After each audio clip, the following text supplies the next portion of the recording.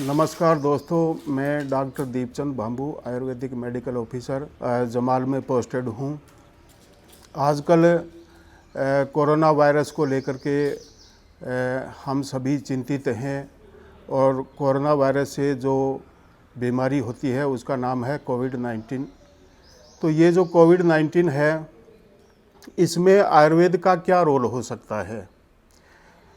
दोस्तों, जैसा कि आप जानते हैं, किसी भी पैथी में इसका कोई इलाज नहीं है और आयुर्वेद, मेरा ये मानना है, और इसलिए नहीं कि मैं आयुर्वेद से जुड़ा हुआ हूँ, मेरा नहीं बल्कि सभी लोगों का ये मानना है कि इस कोविड-19 की लड़ाई में आयुर्वेद का एक बहुत बड़ा रोल हो सकता है।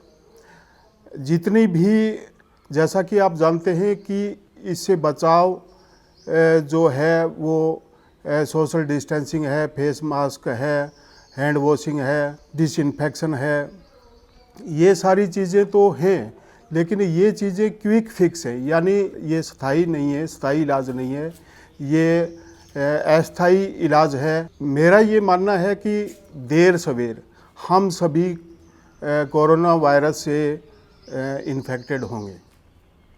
कोरोना वायरस हो या कोई और बीमारी हो, किसी भी तरह का इन्फेक्शन हो, चाहे वायरल इन्फेक्शन हो, चाहे बैक्टीरियल इन्फेक्शन हो, चाहे फंगल इन्फेक्शन हो, चाहे कम्युनिकेबल डिजीज़ हो, चाहे नॉन कम्युनिकेबल डिजीज़ हो, ये सारी जो बीमारियां हैं, इनका एक ही तोड़ है कि हमारा जो इम्यून सिस्टम है वो मजबूत होना चाहिए।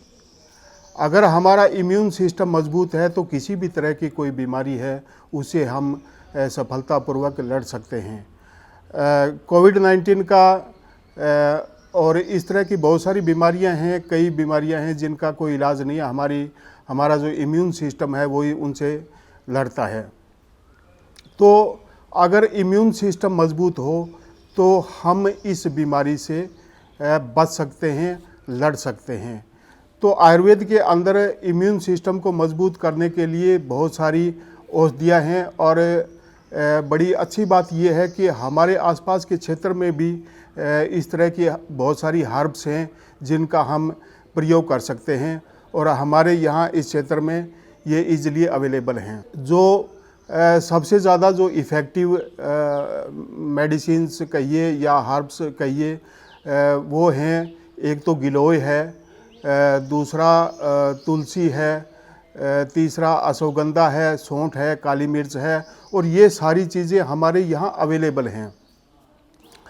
दोस्तों, हमारे आयुर्वेद के अंदर जो भी आयुर्वेद कहिए या हमारा जो हिंदू कल्चर है उसके अंदर हमारे धर्म ग्रंथों में भी जो चीज़ें हमारे लिए ज़्यादा महत्वपूर्ण हैं उनको धर्म की आड़ में उनको सुरक्षित किया गया है। जैसे तुलसी है, तुलसी एक वर्सेटाइल हर्ब है, बहुत सारे रोग इससे ठीक होते हैं।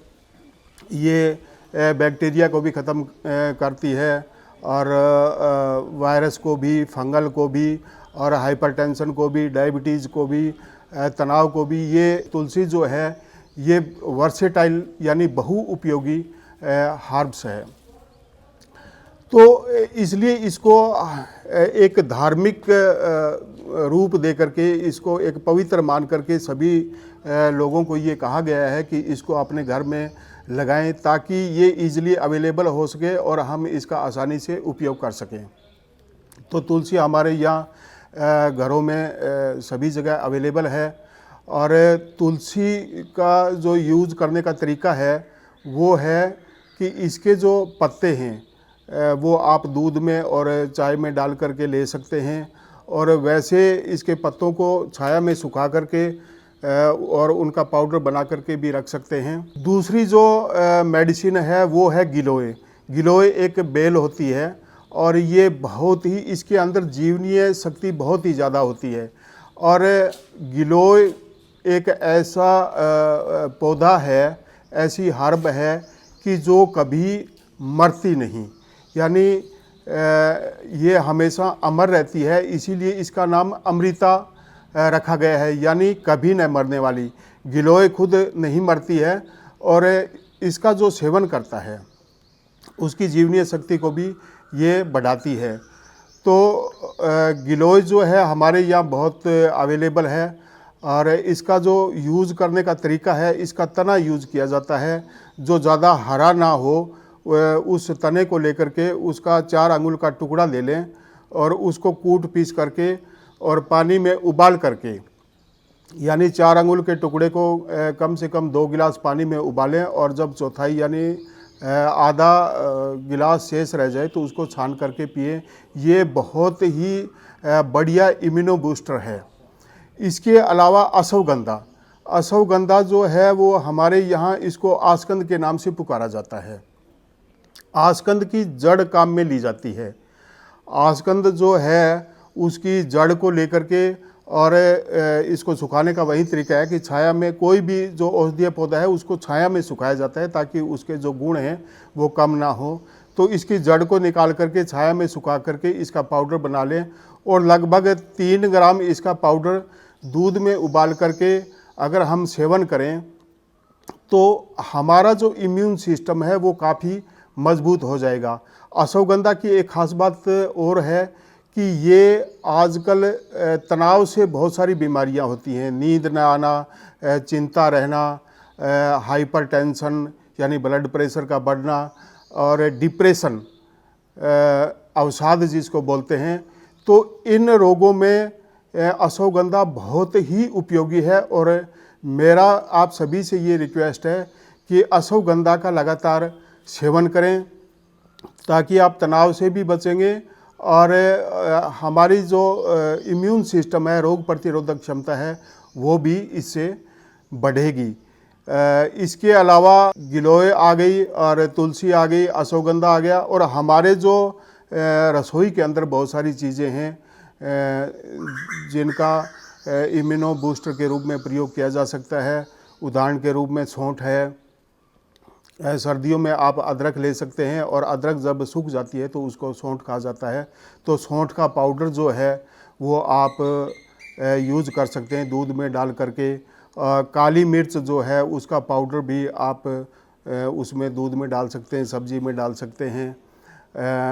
दालचीनी का भी उपयोग किया जा सकता है। तो ये सारी चीज़ें जो हैं आप डेली अगर इसको यूज़ करेंगे तो निश्चित रूप से आपकी इम्यूनिटी बढ़ेगी। ये छोटी छोटी बातें हैं लेकिन इनका बहुत बड़ा असर होता है। और इसके अलावा एक बात मैं और कहना चाहूँगा कि हमारी जो दिनचर्या है, हमारी जो लाइफस्टाइल है, इसको सुधारने की आवश्यकता है। रोज़ाना एक्सरसाइज, फिजिकल एक्सरसाइज का बड़ा महत्व है। और फिजिकल एक्सरसाइज के अंदर भी मैं आपको एक ख़ास बात और बताना चाहूँगा कि ये जो एक्सरसाइज हैं वो 2 तरह की होती हैं।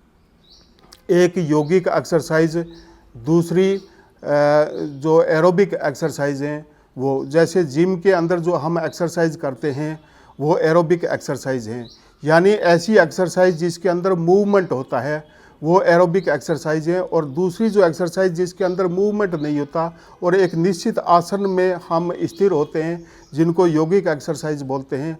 तो ये 2 तरह की एक्सरसाइज हैं। और मैं विशेष आज आप लोगों को बताना चाहूँगा कि मूवमेंट वाली एक्सरसाइज कभी नहीं करनी चाहिए, क्योंकि ये शरीर के लिए फ़ायदेमंद नहीं होती। लेकिन जो योगिक एक्सरसाइज होते हैं जिसके अंदर निश्चित एक आसन के अंदर हम बिल्कुल स्थिर होते हैं, योगिक एक्सरसाइज जो है उसके अंदर हम एक फिक्स आसन के अंदर स्थिर होते हैं और उसके अंदर मूवमेंट नहीं होता। आप ये देखेंगे कि जब भी आप एरोबिक एक्सरसाइज करेंगे, जैसे दौड़ना, कूदना, दंड बैठक निकालना, या जो जिम के अंदर जो एक्सरसाइज हैं, उनके अंदर जब हम एक्सरसाइज करते हैं तो हमारा सांस फूलता है। लेकिन जब हम यौगिक एक्सरसाइज करते हैं तो आप नोट करना कि उस समय हमारे जो सांस प्रश्वास की गति है वो बिल्कुल धीमी हो जाती है। लेकिन जैसे ही हम आसन खोलते हैं तो उसके बाद में हमारा जो श्वास है वो थोड़ा एक बार बढ़ता है। यौगिक एक्सरसाइज से एक शरीर में स्थिरता आती है। आप जो भी योगी जो हैं आप उनको देख लीजिए, 70-80 साल की उम्र के अंदर भी उनकी बॉडी लीन रहती है, उनका जो मांस है वो लटकता नहीं। लेकिन जो एरोबिक एक्सरसाइज जो करते हैं उनकी युवावस्था के अंदर तो जो मांसपेशी का बल्क है वो बढ़ जाता है, लेकिन एक उम्र के बाद में वो मांसपेशियां लटक जाती हैं। तो इसलिए मेरी आप सभी से सलाह है कि आप यौगिक एक्सरसाइज करें, दूसरी जो एक्सरसाइज हैं अयौगिक जो एक्सरसाइज हैं वो ना करें। अभी 21 तारीख को योगा डे आने वाला है और मैं ये सभी से निवेदन करूंगा कि आप जो है डेली जो यौगिक एक्सरसाइज करें और 21 तारीख को हम जमाल के अंदर एक छोटा प्रोग्राम करेंगे, योगा डे मनाएंगे, तो उसके अंदर भी आप सभी लोग आमंत्रित हैं। तो मेरा बस इतना ही कहना है कि आप यौगिक एक्सरसाइज डेली करें। और खान पान की जहाँ तक बात है, मेरा ये मानना है कि आजकल जो रोग हैं वो कुपोषण की वजह से नहीं बल्कि ज़्यादा खाने की वजह से हो रहे हैं। तो हमें ये ध्यान रखना चाहिए कि जितनी शरीर को ज़रूरत है उतना ही खाना खाएं। हमारे यहाँ सीज़न की जो भी फ्रूट्स जो होते हैं, जो वेजिटेबल्स होते हैं, उनको आप खाएं, सीज़न की सब्जियां खाएं। महंगी खाने से कोई ज़्यादा पौष्टिकता नहीं आती शरीर के अंदर। और जो आदमी जहाँ पैदा होता है उस आदमी को उस जगह पैदा होने वाली वनस्पतियाँ ही ज़्यादा लाभकारी होती हैं। इसलिए अपने क्षेत्र में पैदा होने वाले फल फ्रूट्स खाएं, सब्जियां खाएं और मेडिटेशन करें। मेडिटेशन से तनाव दूर होता है। तो अगर आप इन चीज़ों का ध्यान रखेंगे और थोड़ा जो सिम्टम्स के बारे में वैसे तो सभी लोग जानते हैं, अगर कोई सिम्टम्स होता है तो आप तुरंत किसी डॉक्टर को, अच्छे डॉक्टर को आप अपना इवेल्युएशन करवाएं और तुरंत उसका इलाज लें, इसको हल्के में ना लें। आप सबका बहुत बहुत धन्यवाद।